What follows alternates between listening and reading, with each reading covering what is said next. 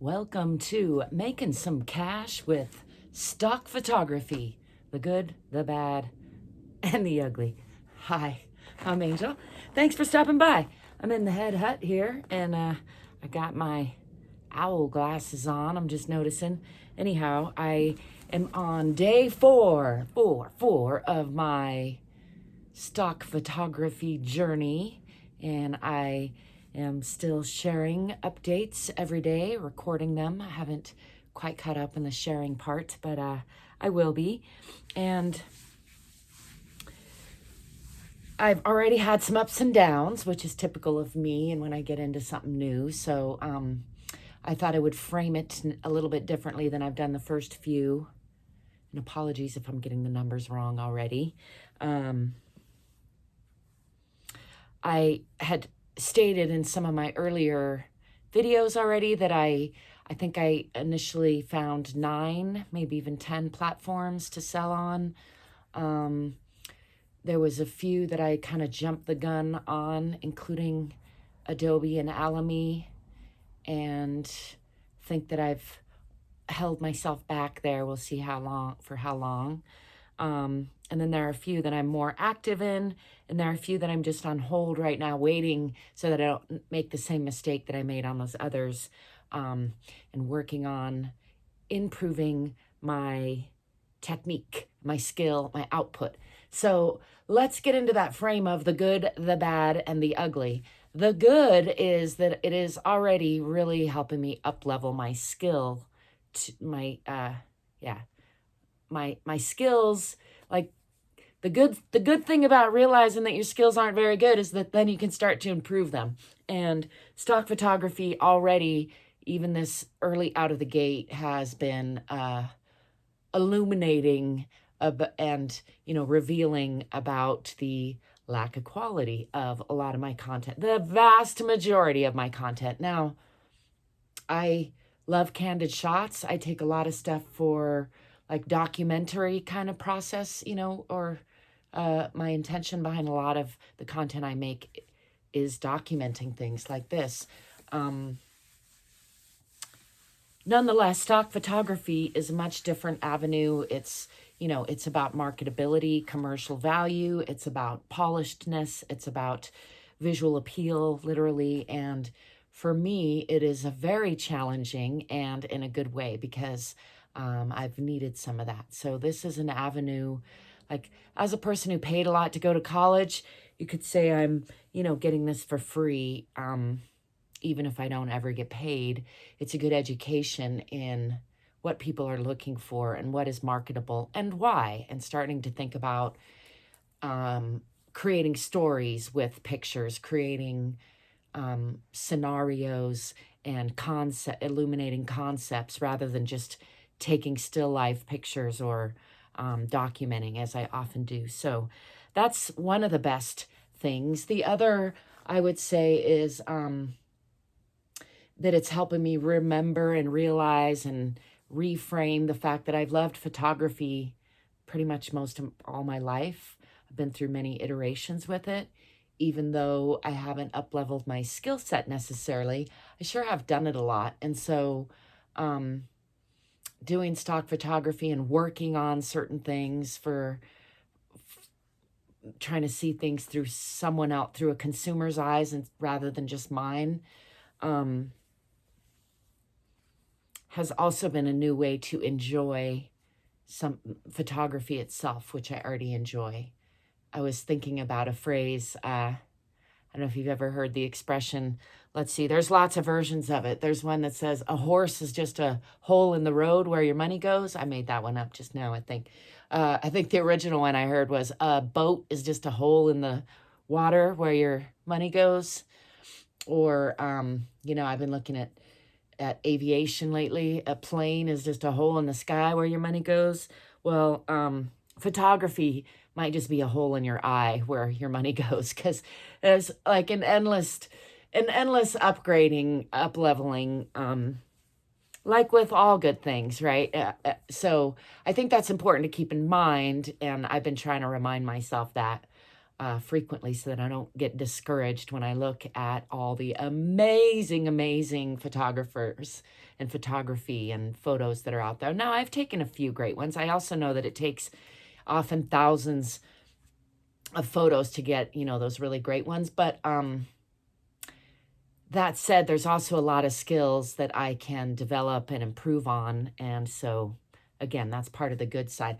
On the very same coin, the flip side of that is the bad side has been, you know, kind of getting smacked in the face with how poor my skills are and most of my shots are, despite decades of taking pictures and even taking, you know, photography courses in college a little bit, way back in the black and white 35 millimeter era. So it was a lot different, but still I've studied a lot of things in photography that I haven't really been implementing. So that's been hard to accept and just, you know, decide to not beat myself up about, but move forward. It's a lot of airplane traffic. That might be under the ugly section, but I don't think it's relevant.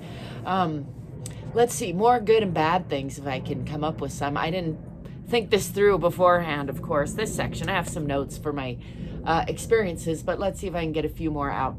Another bad has been, I would say my frustration with platforms, with my own technology. My computer is really old and it doesn't run lots of things very well anymore, and I have limited capacity, and so I'm bumping up against those limitations all the time with this endeavor, and it's making me a little anxious and more, you know, hopefully in the long run will be a good thing because it will get me to get the new equipment that I need. But that's been uncomfortable, I would say, on the bad side. And the ugly side is I would put my jumping the gun on Adobe and maybe even alchemy maybe on the ugly side. I think that's like a symptom of mine that got, you know, that I yet again illuminated, that I hesitate here because I don't always think things through, but, you know, you could think things through forever. And what do they say? A ship is safest in the harbor, but that's not what ships are for. Something like that. Anyway, enough about all that. I'm probably some more of that will come to me, but let's get into the nitty gritty of my notes for the last segment of time. I'm doing about, I think the last time I checked in was actually about 24 hours ago on the video. I'm doing them I want to do these frequently so that I can remember what I'm learning along the way and share with you, and hopefully save you some of the time and frustration that I'm spending on things. So, yeah, in that vein, I would say another thing in the ugly department is that I'm not using a file transfer protocol yet, and I don't have that figured out for big uploads, and I'm going to have to figure that out really soon. And I'm going to need a program to put my metadata into, and maybe that's just Lightroom, which I need a new computer, I think, to run that. But maybe there's a way around it. I'm going to play with that. I've seen a few options I just haven't explored yet, but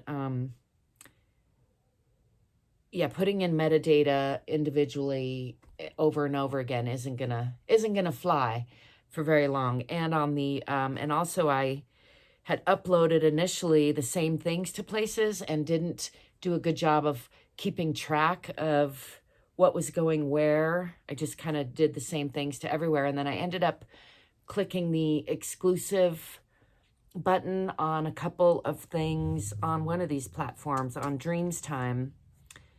And so now I have to go back and sift through my others and delete anything that is a duplicate of those that I clicked that button on.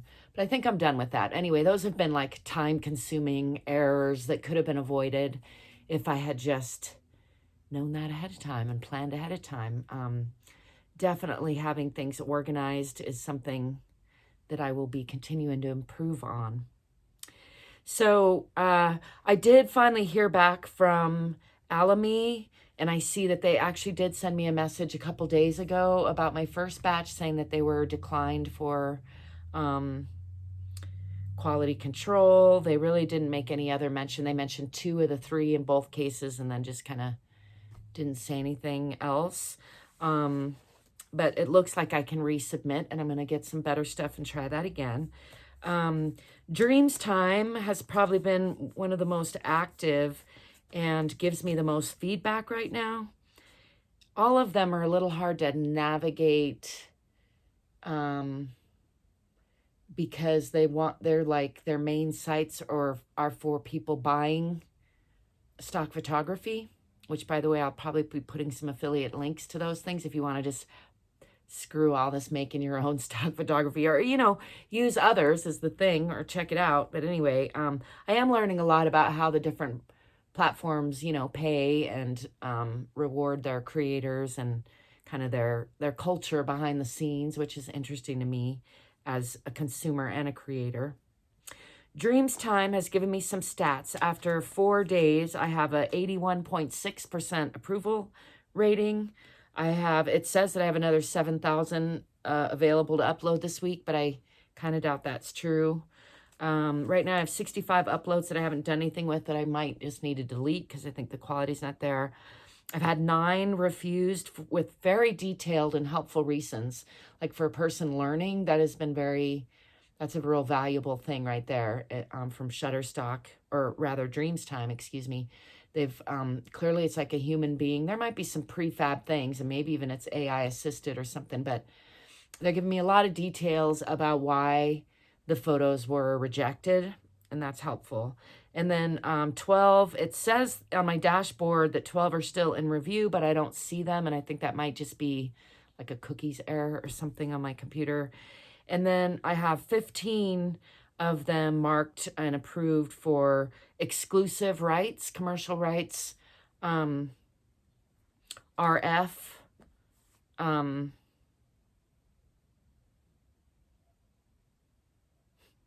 I'm sure my brain is drawing a blank. I know what that means, but it'll come back to me. Anyway, so, and I have 35 at regular commercial and 15 exclusive. I don't know why I wrote 40, because that's 60. But anyway, now I'm not sure if I have 40 or 60, and I just miscounted. In any case, it feels, fairly successful. I've had feedback for the ones that were declined. I'm building a decent portfolio. It's not like super impressive or anything, but it's a good place. It's a good start. It feels like a good start. And I did try to look into their payment options a little bit better. I see that Dreams Time, I think, only pays out after you make $100, which means you might never get paid if you're not actually making it, which is fair enough. Again, maybe the value of them giving me feedback is worth that, because we'll see if I ever do that. I'll definitely be looking into file transfer protocols in the future, and they have something called Lightbox, which I think is like a display case, I'm guessing, in the portfolio. Some features that I haven't yet explored that I'm looking forward to exploring on Dreams Time. So they're probably my number one attention getter in the last day. And then after that is 500 PX, which I still like, but I wrote down so effing hard to see, exclamation points. They are very hard to navigate, and in all kinds of ways. Gets hung up a lot. The print is light and tiny, and even with my best glasses on, it's just a real strain to see, and I don't know what's up with that. It doesn't happen on any other sites, but I'll probably explore, like, clearly I know there's probably a way to just turn up my screen when I'm looking at that page. It has been hard to get to, and I think it's because it wants me to sign up for the portfolio thing, but maybe it's not. Maybe it's just me, but if I can remember to go to 500px.com/manager, then it gets me to that dashboard part. Otherwise, I end up stuck in this loop before I can get there. It hasn't been real clear yet, and part of that's because it's really hard to see. Anyhow, I've had so far 6 approved for licensing, 3 declined, 130 that say they're public and not, I don't know if they're public or not public. I've had some likes on them, but then it's wanted me to subscribe to make like a public portfolio, I think. So I'm not real sure about that. I'm feeling a little bit like it's a little frustrated with that, like it's non-responsive and a little bit hard to navigate. But I'm going to continue working with that one, so I'll keep you updated on that. Shutterstock. Still liking Shutterstock. Looks good. It got a little harder to navigate too, and I think that's might be cookies errors on my side on all these cases. It keeps wanting me to go to the signed in account to buy photos. So it's submit.shutterstock.com for the submit part dashboard. And I've had 102 reviewed and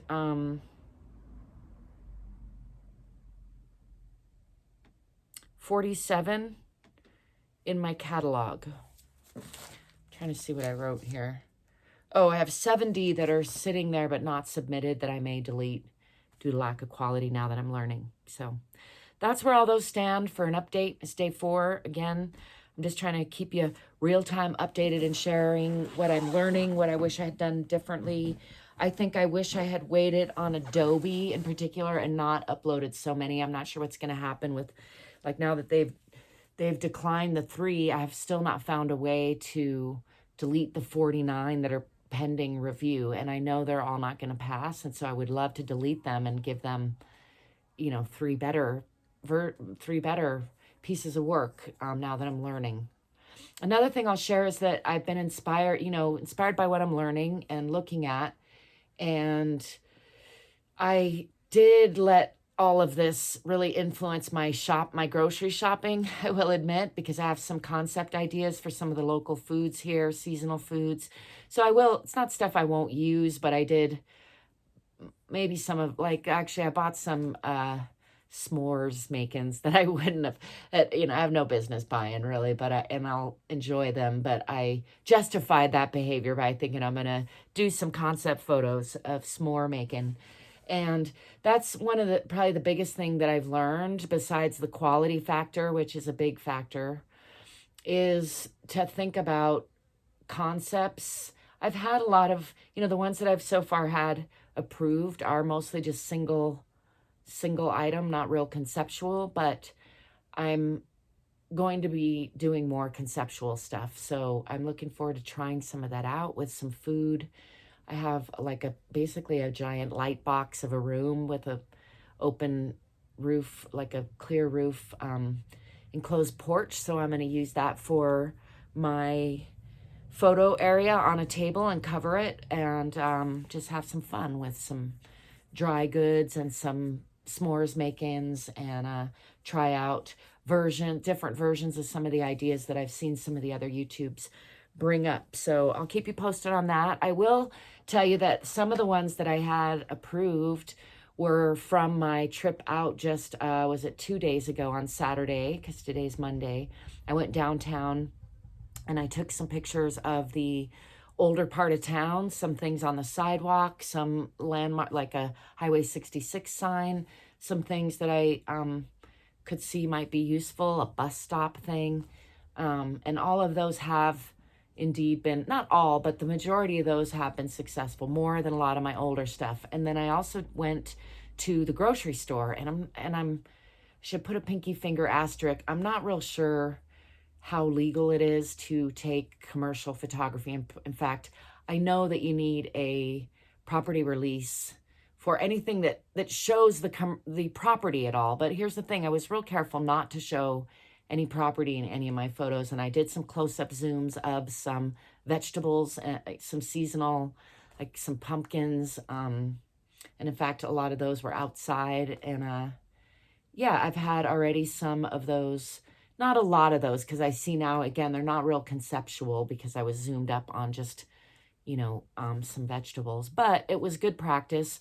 I did have some of them approved for licensing, so that was encouraging as far as trying to hone in on what these platforms actually want. So there you have my update. It's gotten a lot longer than I expected, but my intention with this series is to let it be as long as it needs to be and really provide value to you and to me as I document my own process, but also hopefully, as I mentioned, save you some time and energy. And so let me know if anything I've said is resonant for you, or you think is going to save you some time, or if you're following along and actually doing your own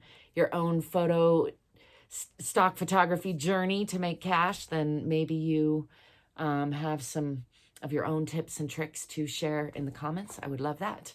Or some do's and don'ts, or some good, bad, ugly, all of that is welcome in the comment section. So please do that. And yeah, I'm having thoughts of splitting this series off into a different channel because it doesn't feel quite in alignment with my other stuff yet, but we'll see how that goes. I'm just throwing that out there. You can let me know what you think. And, you know, being a freelancer and making my own way in life as an artist as a multi-medium artist is a theme in my life. So, and also I want to encourage you to stay curious, stay confident, and stay courageous. Stay free. I'll be seeing you. Oh, give me a thumbs up and subscribe. Why don't you?